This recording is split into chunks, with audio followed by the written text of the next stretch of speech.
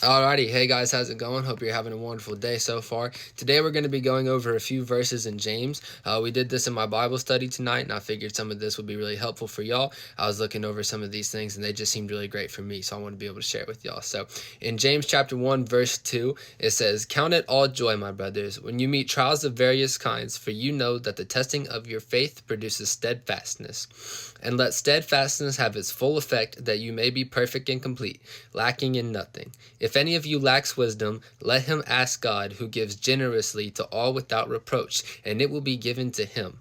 But let him ask in faith, with no doubting, for the one who doubts is like a wave of the sea that is driven and tossed by the wind. For that person must not suppose that he will receive anything from the Lord. He is a double-minded man, unstable in all his ways. Let the lowly brother boast in his exaltation, and the rich in his humiliation, because like a flower of the grass he will pass away. For the sun rises with its scorching heat and withers the grass, its flowers fall, and its beauty perishes. So also will the rich man fade away in the midst of his pursuits.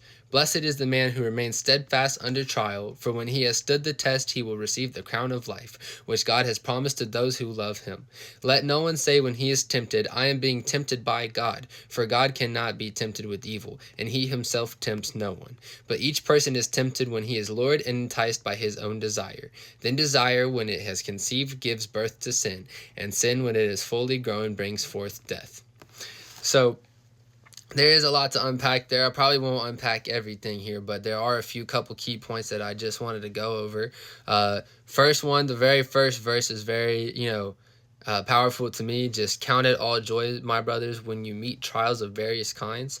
Because you know the outcome. You know that God is going to help you grow in steadfastness. You know that he's going to take you through these things. So when you face hard times in your life and when you face hard trials, and unfortunately that will be more times than not, God will lead you through these things, and he will help you once again grow steadfastness. He will help you grow stronger roots in who you need to be for God. So that's a very powerful point in itself. Like, I could end the video here, and that would be, something I'd love you to take away just right there. Another thing that's really powerful there is, once again, where it says, if any of you lacks wisdom, let him ask God, who gives generously to all without reproach. This is also very helpful to me, once again, because of the fact that it says generously.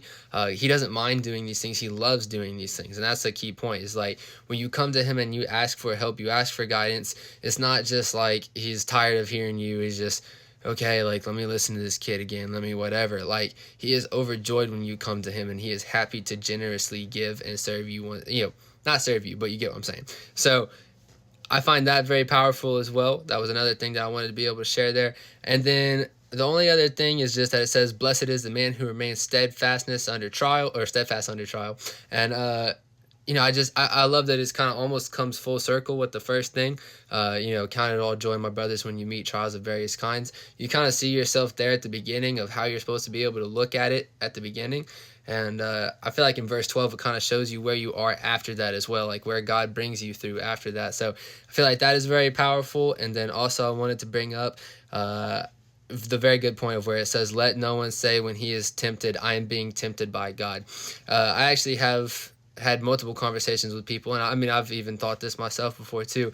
When things are hard in your life and you want to just go, why would God do this to me? Why would, and all this kind of stuff. And it's like, God will allow difficult times in your life, but he will never cause them. He does not cause the bad bringings in your life. And so when there are times that are difficult, he will use those things and he will bring you through that, but he is not the one who put that in your life personally. So I think that is a very, really important thing to be able to spend time in and spend time praying about, especially if there's a hurtful thing that has happened in your life recently and you maybe feel enticed to point that at God. So these were just some really important points that I was going over tonight. These were really helpful for me.